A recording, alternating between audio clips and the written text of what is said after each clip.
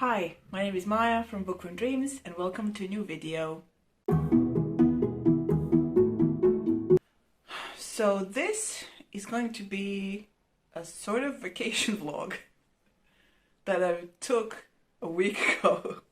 So I had the opportunity to go on a short vacation just before my work starts, and I took the opportunity and I went to island Vir and to visit Zadar, which is a city in Croatia. And during that 5-day vacation, I read 4 things. I'm going to put the clips of places that I've seen and visited, and the beach. Basically did nothing but, read and went to the beach again. And I'm going to talk about the books that I've read in that time.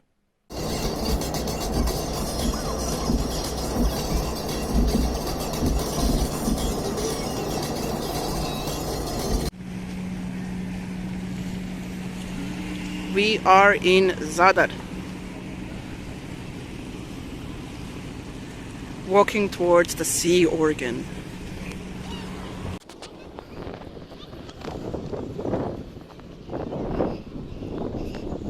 Noćite nek svijetli to, na kraju ćete te. Možda to. Viš, nek ti govori kao koja ti je pozicija tu.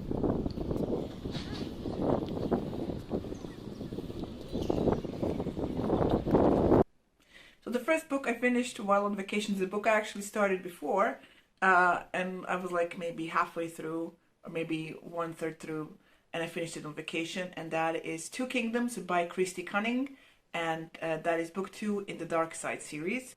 Since this is book 3, I'm not going to tell you what book 3 is about, because that would be spoilery from book 1 and 2, so I'm just going to tell you what book 1 is about. So basically I came upon this book while researching reverse harems, and this is a story in which in the first book we follow a ghost girl who haunts a house with 4 hot dudes, and this ghost girl doesn't really remember anything about who she is before she was a ghost. And throughout the first book she basically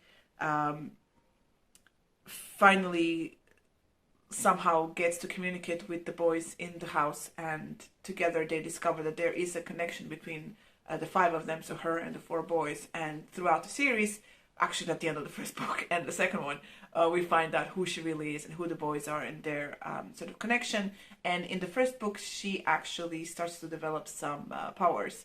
There is a supernatural element to these stories, because the boys in the first book basically they work for hell. They are stationed on Earth, where they basically get notified when a demon or a soul escapes from hell, and the boys just send it back on down to hell, I guess. For a reverse, basically the reason I wanted to read these books is for the smut.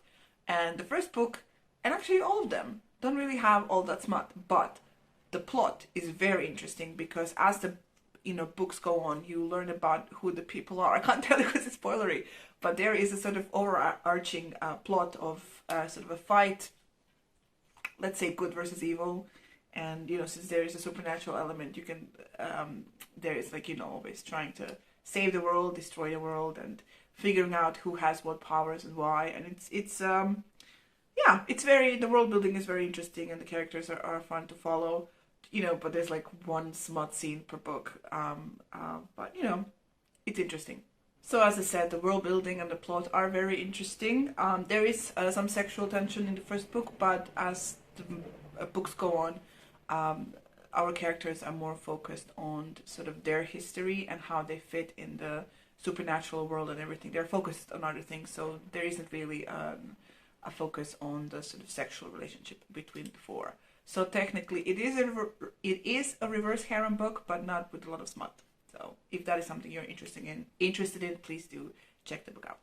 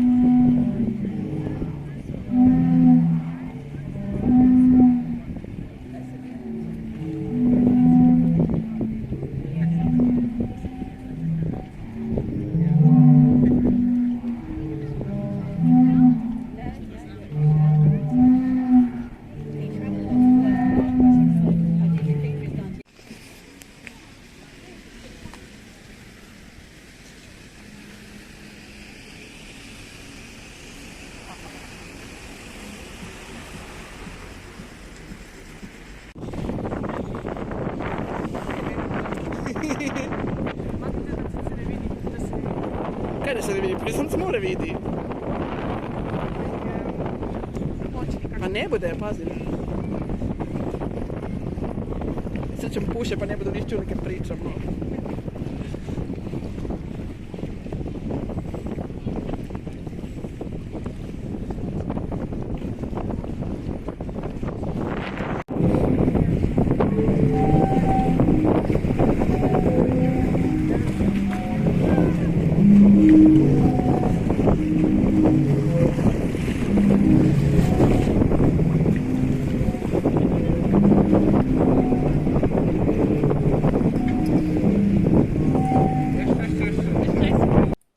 The next book I finished on my vacation was Holopox, The Hunt for Morgan Crow by Jessica Townsend.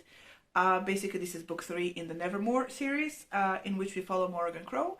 She is the unluckiest girl in her city-state, and she was supposed to die on her 11th birthday, but on the eve of her 11th birthday, Jupiter North from Nevermore comes and gets her and brings her back so that she can participate in sort of trial to become a member of the Wondrous Society, in which she learns learns about the world and the magic and how to develop and use the power that she has. Anything other than that I can say is very spoilery, so I'm not going to spoil things for you. But I can tell you that, as everyone said, this book has a sort of pandemic element to it. And as I was reading it, I sent Christina a message saying, like, this is basically like 2020 and 21 went when it came to dealing with the pandemic. It is very good.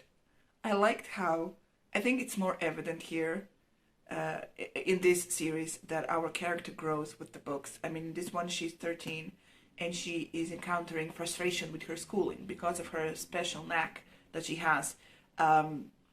She has to, you know, have special teachers and whatnot, and her frustration with the pace in which they are going and in which actually everyone is treating her because of her abilities is very evident, and it was a very interesting read, and I enjoyed this very much.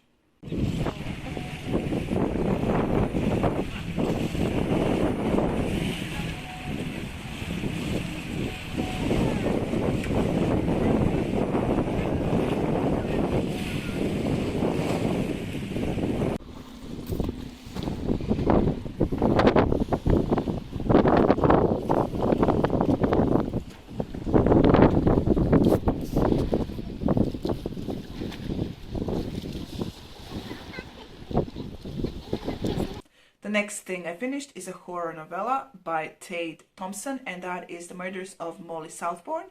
So basically the tag for this novella is every time she bleeds, a murderer is born. So Molly, as it says in the tag, every time she bleeds, another Molly, a copy of herself, a doppelganger, appears out of, you know, comes out of earth and whatever they put, wherever blood has been spilled, basically comes out and tries to kill her.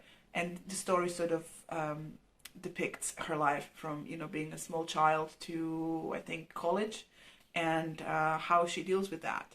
And you know, it's a short story and not really scary, so but it is very interesting, and I like how there is attention to details. So since Molly is a woman, there is talk about, you know, what happens when she's on her period and what she has to do with the blood, and that was like really interesting to read, and how she deals with the fact that basically she spent her childhood alone because she couldn't really go outside and play and everything, because, you know, whenever she bleeds, a doppelganger appears and tries to kill her. Her relationship with her parents is you know, very interesting to follow, and to see how they deal with her when she's younger, and how they deal with her throughout her teenage years when she was very rebellious and she did stuff to, you know, teenagery stuff that, you know, one does. It was a fun read, and it was very easy to immerse yourself in the story. I think I read it like one day, but it's also like 120 pages, so it's not really all that, you know, a longer read, but, you know, it was interesting, and I would definitely recommend it to people.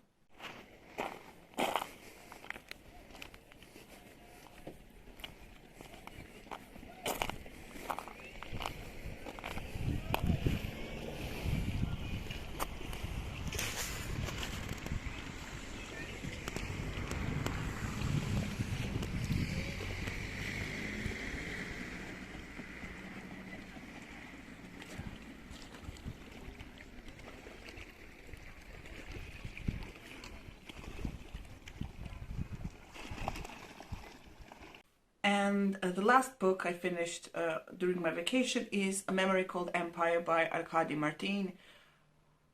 This is book 1 in the Texikalan series. I'm mispronouncing that probably, sorry. Basically, this book is a spacey political thriller.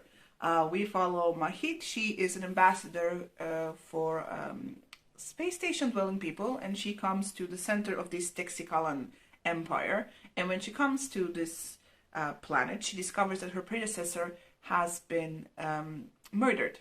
And that also, other than being murdered, he was very politically involved with the empire and had some sort of plot going on with the emperor and his advisors, that now she has to sort of she has to discover what that plot was and to, you know, try and save her life as well, because now she's a target of whoever murdered her predecessor.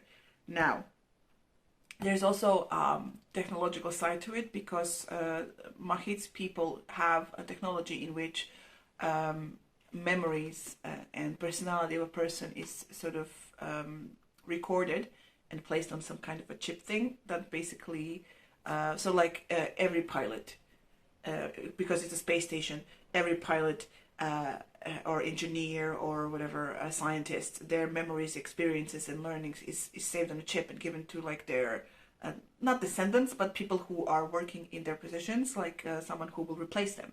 So Mahit's sort of chip that she got from her predecessor was out of date. She basically got only the first 5 years of his experience, and he spent like 20 years on this post.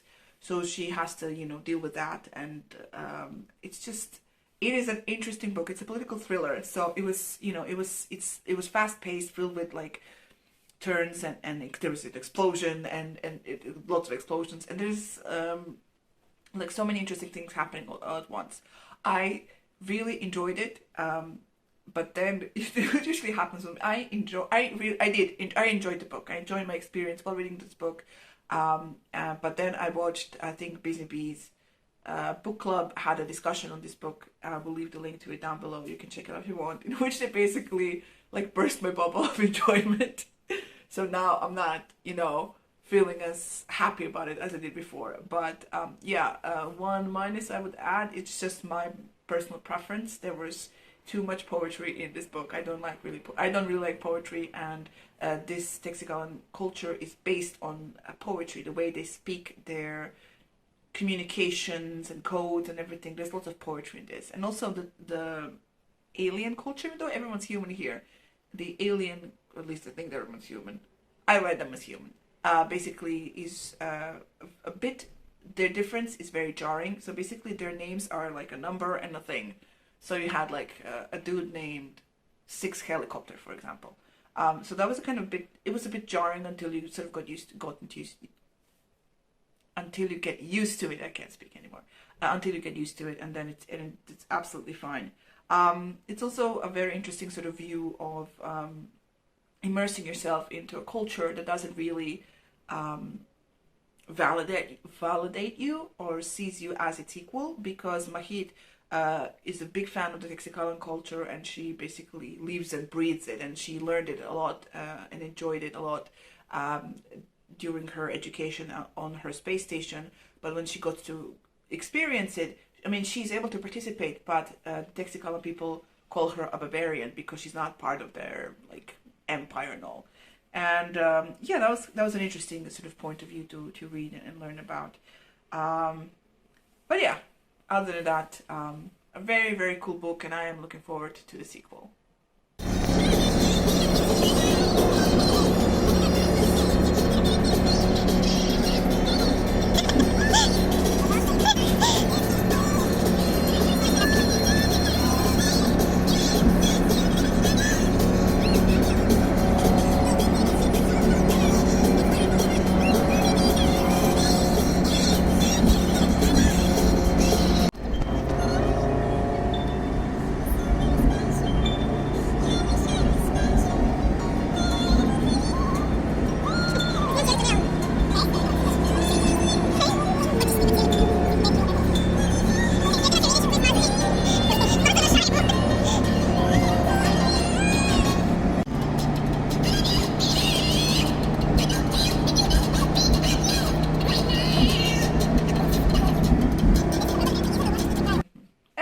the end of my book report for my second vacation this summer. If you've read any of the books that I have mentioned, please do share your opinions down below to say if you agree with me or don't agree. There are some important links in the description box that you can check out. If you aren't already, please subscribe to this channel. You can press the bell button to get notifications to see when me and Christina post new videos. And like this video, you can share it if you want. And that is pretty much it. Thank you so much for watching, and I'll see you in the next video.